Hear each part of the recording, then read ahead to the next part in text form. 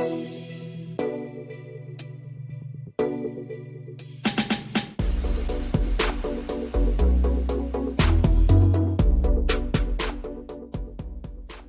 what's up, guys, and welcome back to the Red Mist podcast with me, Seshadri, and welcome to Raw Reactions from Liverpool versus West Bromwich Albion. Yes, the Baggies are in town for their first away game under Sam Allardyce, and it is none other than Liverpool who are ready to face them. So, I'm watching West Ham United versus Brighton, so if I do seem distracted in between, it's not my fault. It's just that there is a pretty decent game going on there.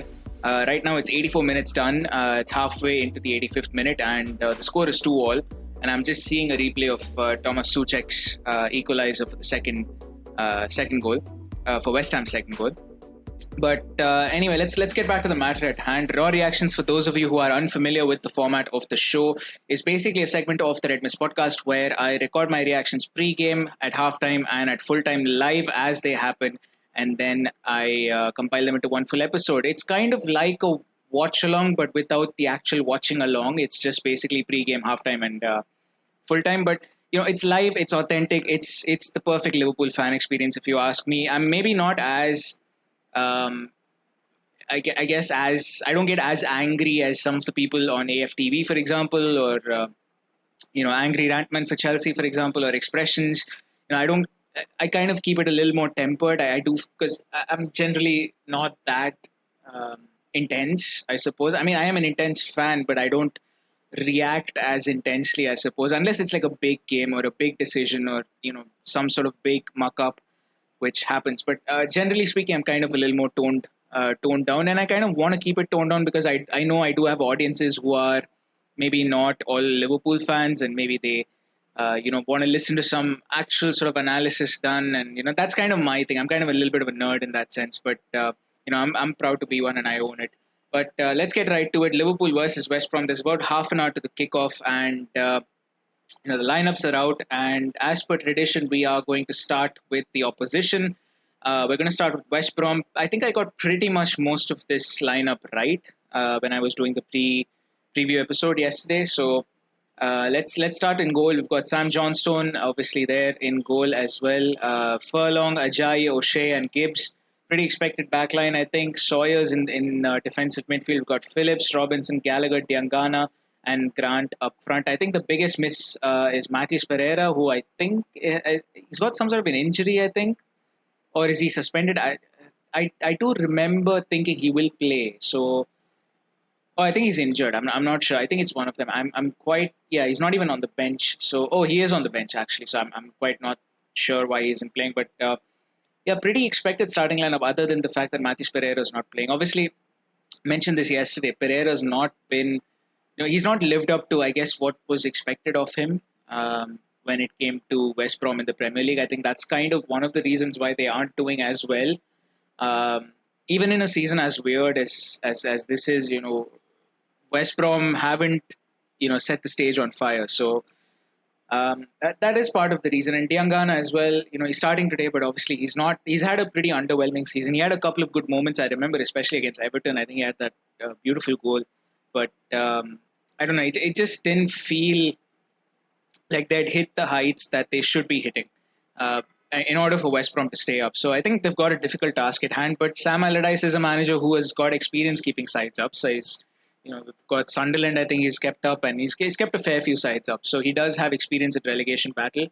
And, that's going to come in handy. I didn't think they would sack Slaven Bilic. Do I agree with the move? I'm not entirely sure. I can see why they did it. It's just, I guess the timing would probably have been better off if they'd done it before the City game or after the City game or after the game that followed Manchester City, because they did get a valuable point out of City, and it was kind of seen as a, I just got a West Brom against Man City was not supposed to be a draw for West Brom, but it did turn out that they did get a point. And, it's kind of weird. Did I expect Slaven Bilic to get sacked? I kind of did, and I kind of didn't as well. So, I mean, realistically, do I see West Brom surviving the season? No. And that's not a knock against Slaven Bilic, I don't think, because did I see him survive? Did I see West Brom surviving under Slaven Bilic? No. That's not a knock against Slaven Bilic, because I don't see them surviving under Sam Allardyce as well. So it's just about the quality of players, I think, more than the manager. Now, if Allardyce does get them to stay up, fair play. But I personally don't see how that is going to happen because quite clearly their squad is a step below what is, I guess, required to even finish somewhere around 15th or 16th in the Premier League. Because you look at a side like Brighton, for example, they are likely going to finish in that region.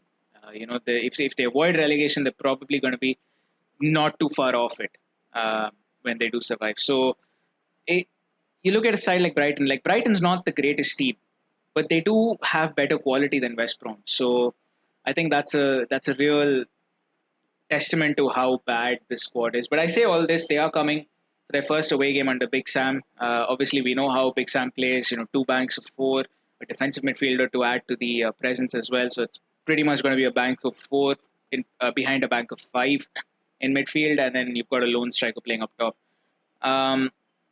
It's probably not the easiest team to play against in terms of it's not easy on the eye as well, and they're not going to make it pretty for us. They're going to foul. They're going to be physical. They're going to try and just stop moves by tactical fouling. They're going to do whatever it takes to try and get a result out of this. It's difficult, but they will try their best, and just try and hope for the best on the counter. Pretty much, I think that's going to be their strategy. Not much to speak of, really. I do feel for West Brom fans because I think when they signed Diangana, there was a little bit of hope, especially Matheus Pereira as well. I do feel for them a little bit. But this is the Premier League, and it's the survival of the fittest. It is what it is, and unfortunately, I just don't think they have what it takes. Like Fulham, at the start of the season, I would have said they are a dead sure drop case.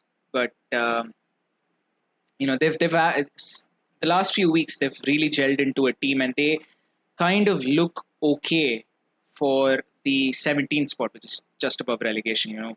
Few results here and there, especially when they come up against sides like Sheffield, against Brighton, against West Brom. If they do get results against them, I do think Fulham can stay up. Also, I didn't expect Sheffield to be as bad. So it's kind of been a topsy-turvy season for everyone. But West Brom, Sam Allardyce, yes, he has experience, but I honestly don't see them staying up. Enough about West Brom, though. If we know how they're going to play, let's talk Liverpool. Let's talk about the Liverpool lineup. Now, I said in my preview episode yesterday that I do expect some amount of rotation, but unfortunately, it doesn't look like that's the case. Obviously, we've had a week's rest, so it does make sense to play the full team.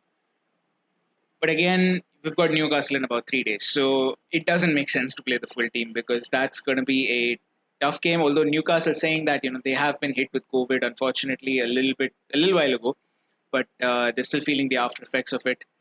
San Maximin, I think, was one of those players whom Steve Bruce said was suffering long-term effects of COVID. So, we don't know how fit he's going to be. We don't know how much of their first team is affected by that and how they're going to play and things like that. But they obviously lost 2-0 to Newcastle 2-0 to Manchester City yesterday. I was hoping for a different result, but it is what it is. Kind of expected, to be honest. But let's talk. Let's talk the Liverpool lineup. I said there are no rotations. It doesn't look like it anyway. But we've got Alisson in goal. We've got Trent Alexander-Arnold, Fabinho, Matip, and Robertson completing the back line. We've got Curtis Jones, Jordan Henderson, Gini Wijnaldum in midfield. We've got Mo Salah, Bobby Firmino, Sadio Mane. So pretty much what's been a stock standard 11 for high-profile games. And nothing much to say. I mean, you look at the side. You look at the two sides on paper, and Liverpool are clearly the better team. You look at the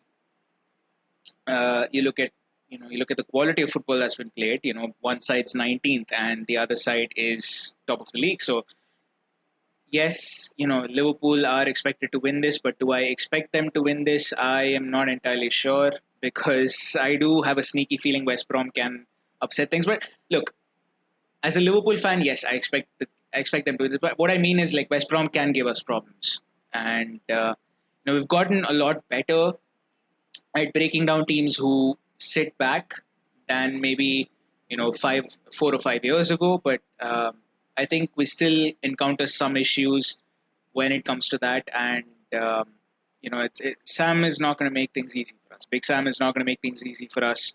And I really feel like this is a game that could go wrong, but 90% I would say this is going to be a stock standard, lock, stock, barrel sort of thing. Just, run of the mill 3-0. That's my prediction. I think I went with a 3-0 yesterday. I'm hoping Mo Salah gets a hat trick because my FPL team would do a lot better this weekend if he does get a hat trick. But other than that, I mean, nothing much to say really. I mean, we've been playing well. We've been doing quite really well. The momentum from Crystal Palace obviously is always going to be there. So, yeah, I mean, I expect a solid 3-0 win, possibly more.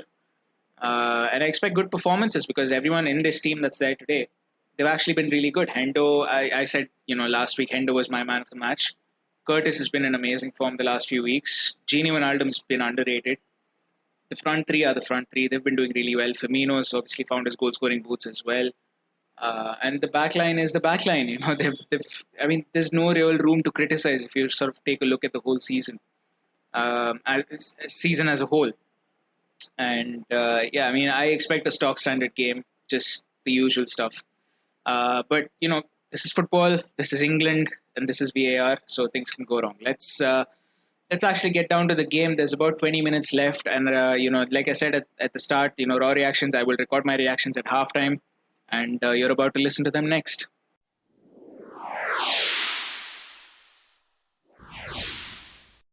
Right, we're back at halftime, and it is 1-0 to Liverpool. Quite not sure how that is still the case because we got the goal pretty early. I think about the 12th minute, if I'm not wrong. We got the goal pretty early. We should have got way more, but I mean, West Brom, man. There's defensive football, then there's your Jose Mourinho parking the bus, and then there's this. I mean, I literally have an image which I decided to take a photo of, from the telecast.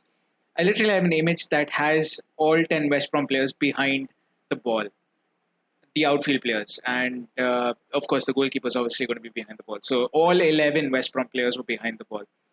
Insane. I mean, look, we knew this was going to be the case. I knew this was going to be the case, and I've been talking about it in the pre-game segment yesterday in my previews. You guys know that this is going to be the case when you play Sam Allardyce in West Brom. Like, there's no way that. But I think what surprises me the most is the fact that they haven't even kept one person up. Like, generally, when you look at teams that play defensive football and in teams that have banks of 4 or whatever, you generally have one and sometimes even two guys up front. So you have an outlet. When you win the ball, just lob it forward. Like, you look at Burnley, for example. They played against Leeds today and they lost. But you look at them, they've always got Chris Wood and Ashley Barnes somewhere up front, even against the big teams, even against us.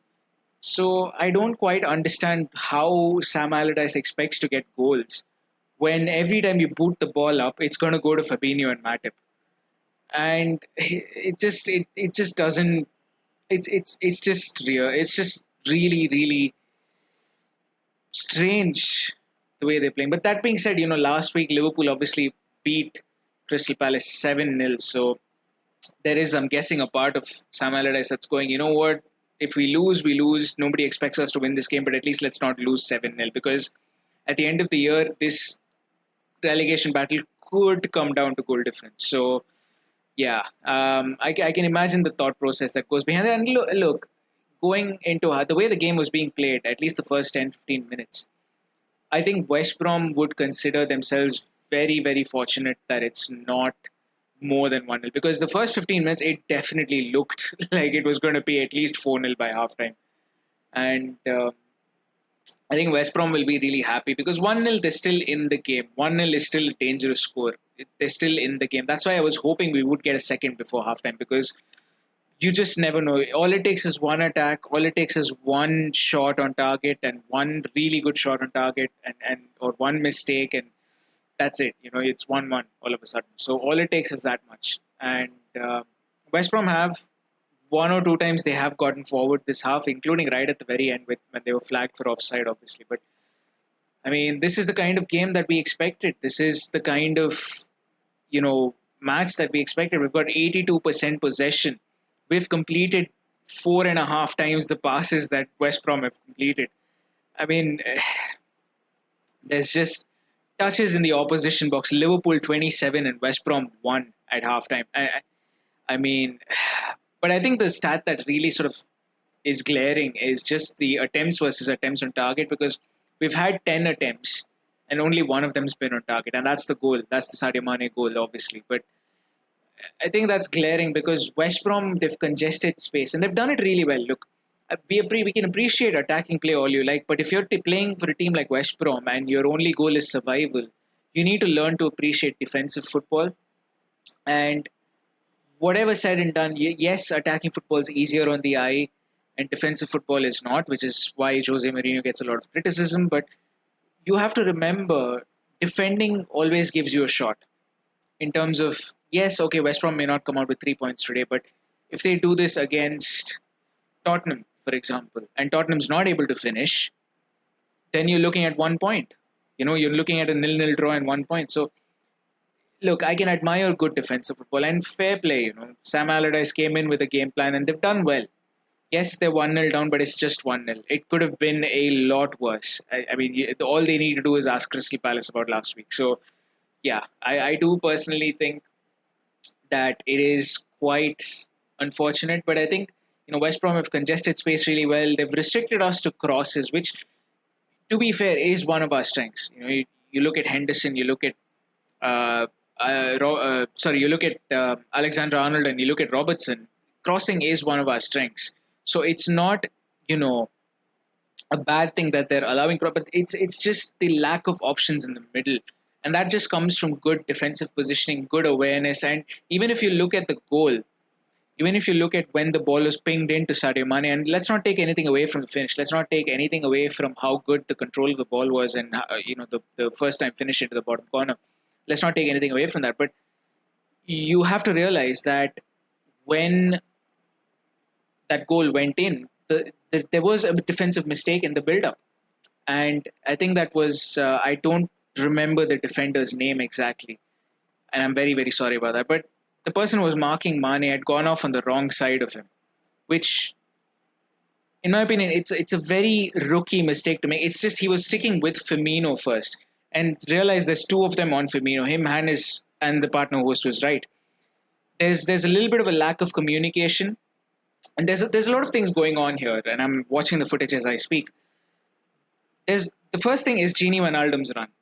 He's right, so he's sort of towards Mane's right hand side, and he goes further right with his run and forward, obviously, which drags one defender out. And when that defender is dragged out, Mane is in a bit of space between two defenders, and that's the moment that Matip decides to play the ball.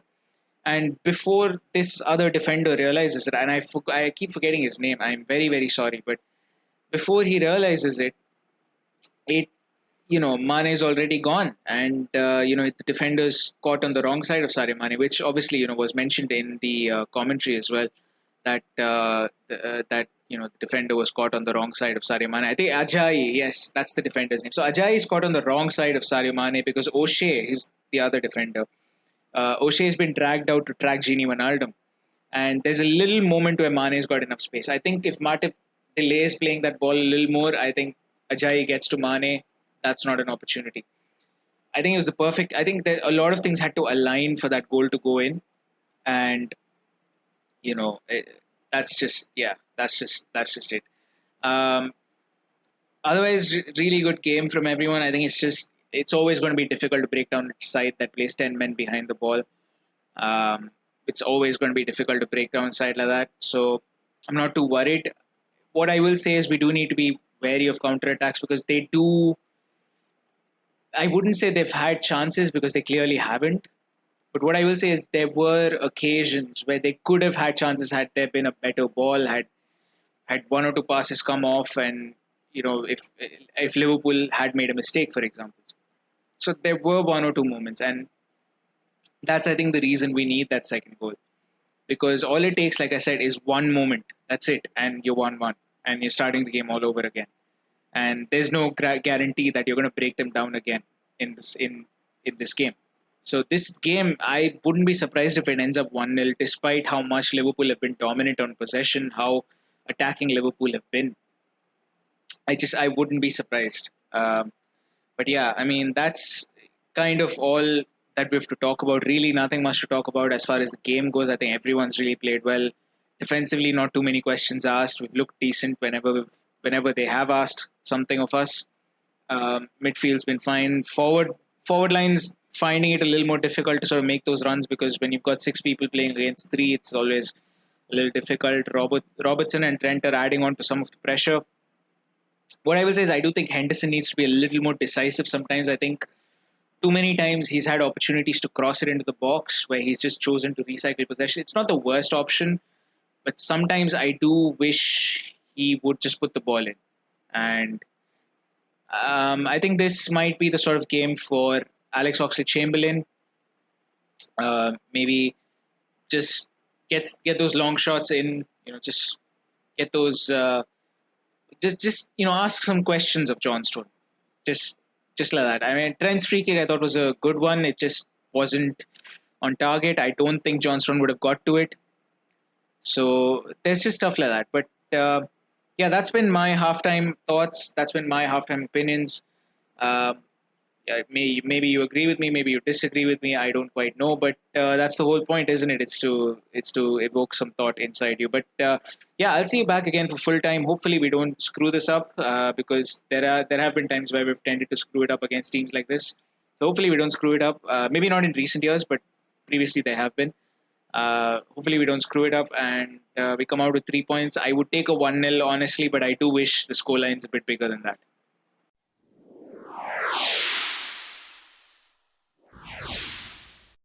Sam Allardyce just has a way.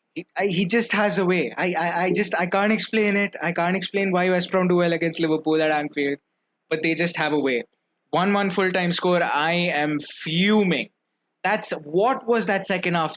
That second half has probably got to be up there amongst like the worst second halves I have seen. And why is it that when we play promoted teams, we did this against Fulham as well. Why is it that we play only for half the game? Do these players not realize that just because they're promoted, they still have to play 90 minutes? Like, they're in the Premier League. West Brom today in the second half had more shots on target than Liverpool in the entire game. Unbelievable. Okay, this is unbelievable. This is unacceptable from Liverpool. I mean, look, what do you expect? Do you expect every team to just be open like Manchester City and play forward and have Kevin De Bruyne's in their ranks and just try and weave their passes through and try and let Aguero score? Like, that's not how teams are going to work. There are going to be teams that sit back. There are going to be teams that form banks of 10 in front of you and dare you to score. And Liverpool have failed that test. Liverpool have failed. That's just it. Liverpool have failed this test. And we've failed it time and time and time again. And you can point to other teams. You can point to your Arsenals, your Manchester Cities, your Tottenhams and say, okay, even they failed in this test. But they know how to get results sometimes. And I don't know what it is about Sam Allardyce and Anfield. He just gets results here. I just can't understand how he does them. But disappointing performance. Unbelievable, unacceptable performances all over the pitch. Don't even get me started. I mean, Joel Matip. Let's just start off with Joel Matip and Naby Keita, all right? Now look, Joel Matip, brilliant ball to find. But why is this brilliant ball to find Mane for the goal? But why is this man made out of glass? I just don't get it. Why is Joel Matip made out of glass? Why is Naby Keita made out of glass? Can we please sell Naby Keita in this window, in this January window? That man, since he has signed for Liverpool, has barely played, 20 games? If he gets a run of 5 games at a stretch and doesn't go down with an injury in training or in the match, that's a miracle. Okay, this man is useless. This man is, and I'm sorry I don't want to be so harsh on Naby Keita because I really want him to do well. But it is unacceptable that we are so pathetic when it comes to injuries. I'm sorry, but look, when you're scouting a player, do you not look at his injury history? Do you not say, okay, this man could potentially be a problem for us with respect to injuries? And look, I agree, okay, you can't do anything about a tackle like Pickford. You can't do anything about a tackle like Richarlison. Like, those things happen. If it happens like that, it's fine. But if you can't put in, half a season without injuries, if you can't play 19 games a season without injuries, I don't think I'm asking too much either. 19 games is a reasonable amount for any player to play. Okay, I get it. Football has injuries. That's fine. But 19 games is a reasonable amount for any player to play. At least 15. Naby Keita, I don't know if he's ever played 15 games a season for Liverpool. I just don't. This is ridiculous. Okay, so that's one. Now, Joel Matip, hopefully he gets well and he's back for the Newcastle game. But if not, we at least need him for the Manchester United game, because there is no way I'm watching Reece Williams play against Marcus Rashford. There is no way I am watching Reece Williams get destroyed by Marcus Rashford. And don't even get me started on playing someone else there, like Henderson or someone. There's just no way. There's just no way I'm watching Marcus Rashford destroy teams. There's no way I'm watching Cavani and Martial. Martial, I am sure with our luck, Anthony Martial will score in that game, the way we're playing. If we play the way we did today, if we're as inept as we were today, if we're as abject and impotent as we were today, I promise you, Anthony Martial will break his goal-scoring duck that he's had in recent weeks against us. Unbelievable. This is ridiculous. This is stupid. It's just I can't even. What was that performance? Genuinely, what? I've never seen a more impotent team ever in my life. On paper, we should be thrashing this West Brom team. First half, we looked really good. And I said it, we looked really good. Yes, I said, at halftime, the forward line had a little bit of difficulty, but that's to be expected when you go up against 6 defenders. Fair enough. Second half, West Brom came out. They said, you know what, we're only down 1-0. If we're going to lose, we're going to lose 2-0, 3-0, whatever it is. But if we can nick a result here, we're going to if you want to nick a result here, we're going to have to go forward. And they did. They played really, really well. Fair play to them. They won the second half. Let's just be real about it. They won the second half. They just won it. And not just in terms of, okay, they scored 1 goal and we didn't score. They just played better. They came to this game with a plan and they stuck to it and it worked out for them. The only way this could have been any better for West Brom was if they were leading or at least 0-0 at halftime. That's it. But the fact that we weren't able to kill the game in the first half gave West Brom belief. And towards the end of the first half, I said it. They got a few. They did get a few chances, not chances, but half chances here and there. 1 or 2 through balls that, if they'd gone right, probably would have seen West Brom through on goal. And Carlin Grant, Allison came up with a really brilliant save there to deny Carlin Grant, because he could have easily put us 1-1. He could have easily made it 1-1 there. And if Ajayi scores, West Brom go away with 3 points and we lose a 66-67 game record. Forget the records. This is not about the records. This is about 3 points. And today feels like 2 points dropped. It doesn't feel like a point earned. A point earned is what West Brom podcasts will be talking about. This is ridiculous, the way we play this. The impotency, why did it take so long to bring Alex Oxlade-Chamberlain on? First of all. And second of all, I'm not going to let Ox get off the hook either. Why? What are you trying to do? Why are you trying to dribble? Why are you trying to be cute? You were brought on to take shots. Why are you trying, I don't know why he's trying to be Roberto Firmino there. Like, you're Alex Oxlade-Chamberlain. You're there to shoot. Shoot. Just unbelievable the way we've been playing. This game, you've had a week's rest. You can't even complain about fatigue. Like, what are you going to complain about? The grass being too long, the wind being there, it being too chilly? Yes, genius. It's December. It's going to be chilly. You can't use any other excuse. And to be fair, West Brom had to play through the same things, and they had to play in front of 2,000 fans who were paying for blood. So what excuse do you have? This was an abject performance. This was an impotent performance. I don't even get me started on the way West Brom got that corner in the first place before they scored the goal. Curtis Jones, you're on the right wing. You've got the ball from Trent. Fine, you don't have any other option but to, you're stuck, basically, is what I mean. You can't really move forward on the right wing. Boot the ball forward if you don't have a choice. If it goes out for a throw, it goes out for a throw. Fine, fair enough. That's more defendable than a corner. And a corner is where West Brom have the advantage. That was a time when they got Charlie Austin inside. They had centre-backs who were tall. They had the height advantage. We don't have Virgil van Dijk. What are you doing? What are you doing, Curtis? Why are you running in? And then, to make matters worse, he misplaces the pass.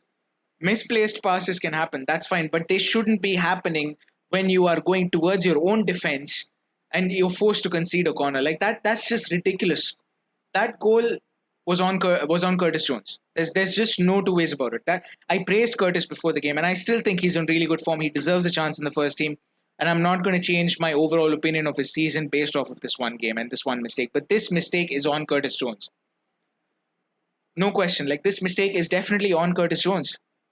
The corner comes in, it's taken short, and this is another thing. And they mentioned it in the studio as well. We tend to do a lot of our marking in zones. When it comes to corners, we don't do a lot of man marking. Yes, we tend to man mark sometimes, but generally it's zone marking. But the moment a corner is played short, zonal marking goes to shit. Zonal marking just absolutely goes to shit. And they mentioned this in the studio as well. And the moment it went to shit, like, you knew. Yes, you could run up and try and keep a line, but the moment they were going to cross, Ajayi he was miles onside. It wasn't even close. There were 3 other people who were offside for West Brom. Had any one of them attempted to get a touch, it's game over for them. That equaliser doesn't stand. But Ajayi, clearly onside, goes in. Yes, they had a bit of luck with the spin. Comes off the post, spins and goes back in. Bit of luck with the spin. Alisson got caught out a little bit. The first header was kind of unsavable, to be honest. The post, the ricochet caught him off a little bit. Fair enough. But that, to me, that is just bad defending. Because I do really feel like we just lost track of Ajayi. And we should have kept track of him. He is, along with Charlie Austin, he is their biggest aerial threat. I feel like at all times there should be someone with him. And the fact that he had such an open header, and I know there's some Liverpool fans saying, oh, it's a foul on Fabinho. It's not a foul on Fabinho. It's not like he pushed Fabinho to the ground and went for the header.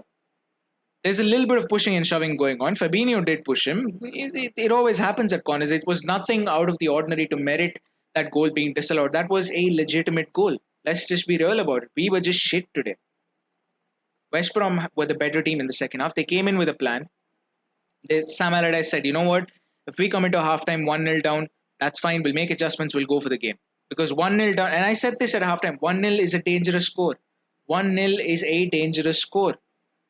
Because all it takes is one chance. That's it. We were lucky Carlin Grant didn't put that one in. Because that could very well have been 1-1. And Ajayi could have possibly made it 2-1. We were lucky Carlin Grant didn't put that in. We were lucky Alisson made a really good save. We were not entirely lucky, but what I mean is Alisson made a really good save.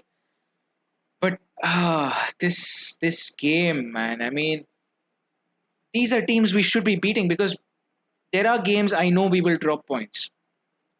And I'm not saying it because there are stronger teams than us. I do believe Liverpool and Manchester City are still the 2 best teams in the country. And Manchester United sort of in there this season as an argument. But there are games we're going to be dropping points. And I can tell you right now, when we go to Old Trafford later on in the season, we're going to drop 2 points at least. I can tell you that whenever we go to Old Trafford to play Manchester United, we play with a sense of nervousness. And we play within a shell. Whenever we go to Old Trafford, there's this invisible shell that comes over us, and we just never really get out of it. Now that might change this year because there are no fans at Old Trafford, because otherwise Old Trafford with fans is an absolute nightmare.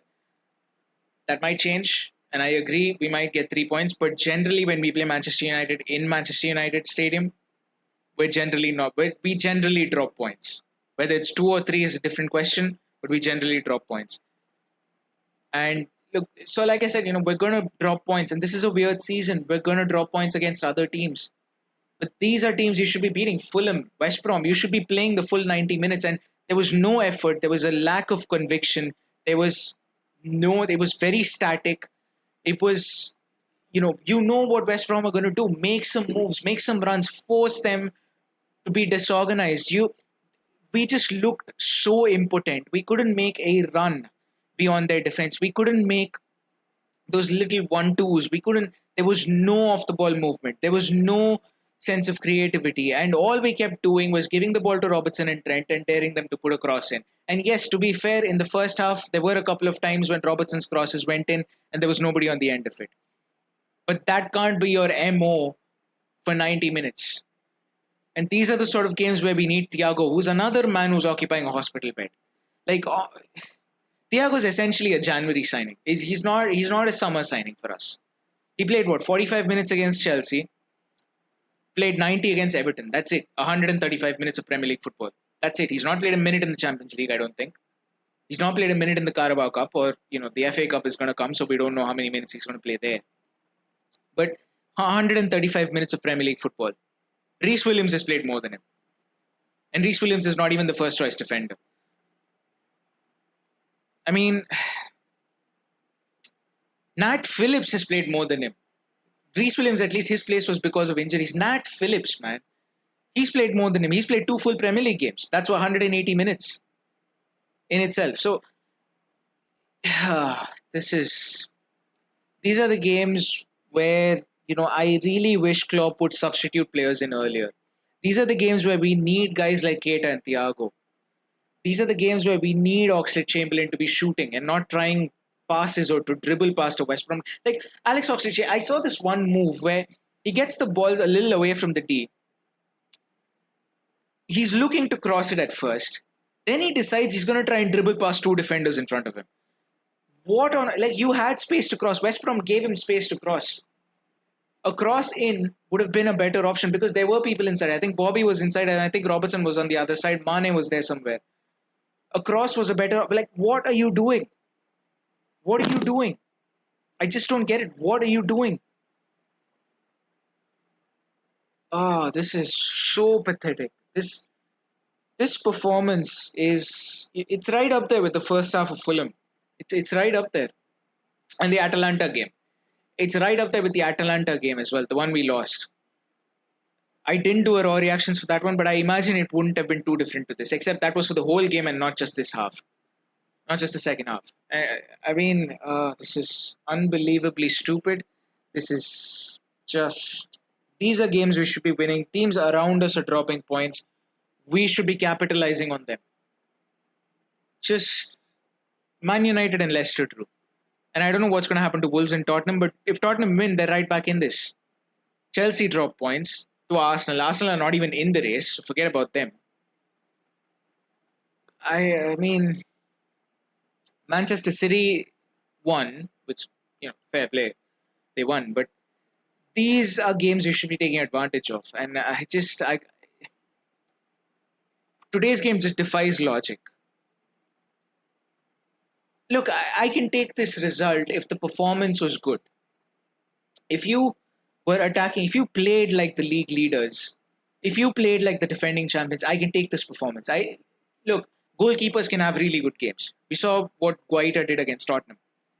Goalkeepers can have really good games. If John Stone had a brilliant game, if John Stone had to make, let's say, 10 saves or 8 saves or 9 saves, fine, fair enough.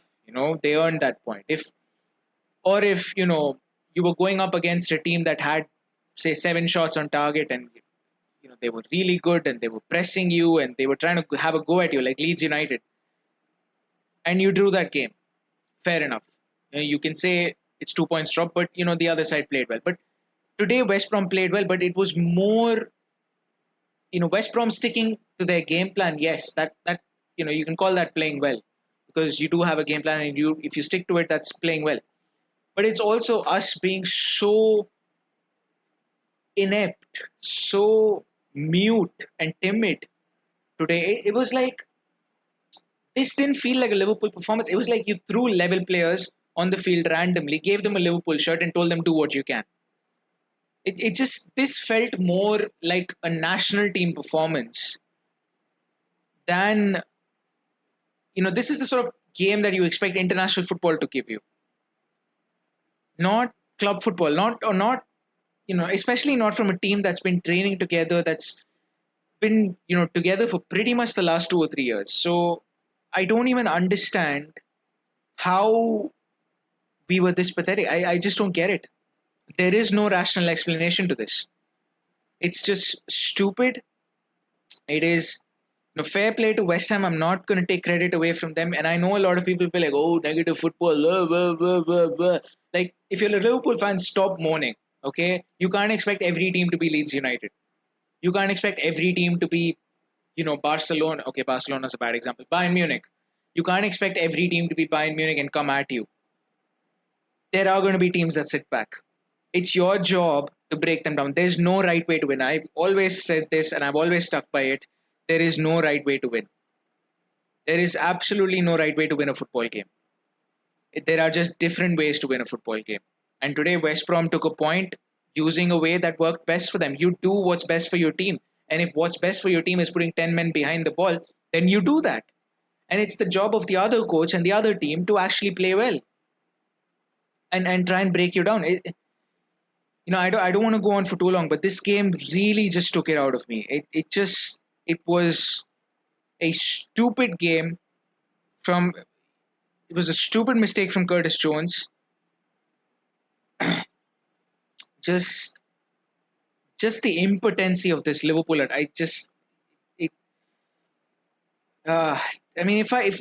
I'm Jurgen Klopp, I am having a go at those players. I mean, there's going to be punches thrown to that front line, to that midfield. There's going to be punches thrown in that dressing room. If I'm Jurgen Klopp, ridiculous. You can't say we played well. If Jurgen Klopp, I haven't watched the post-game presser, but if he comes out and says we played well, no, we didn't. We had the ball, fine. If that's what you call playing well, then fine. But at the end of the day, it doesn't matter if I have 100% of the possession if I'm not going to score. So, you didn't play well. You had all of the ball, fine. What did you do with it? Nothing. In fact, West Brom worked Alisson more than we worked Sam Johnstone. And that tells you all there is to know.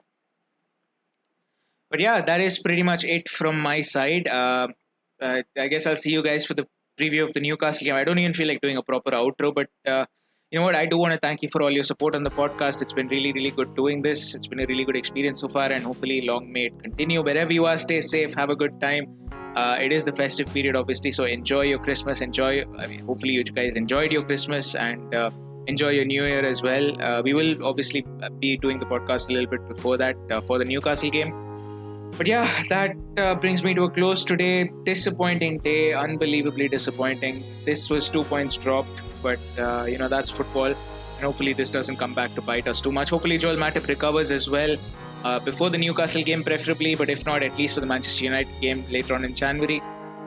And that's pretty much going to conclude this episode. Hopefully you guys enjoyed it. I will see you guys next time. Goodbye.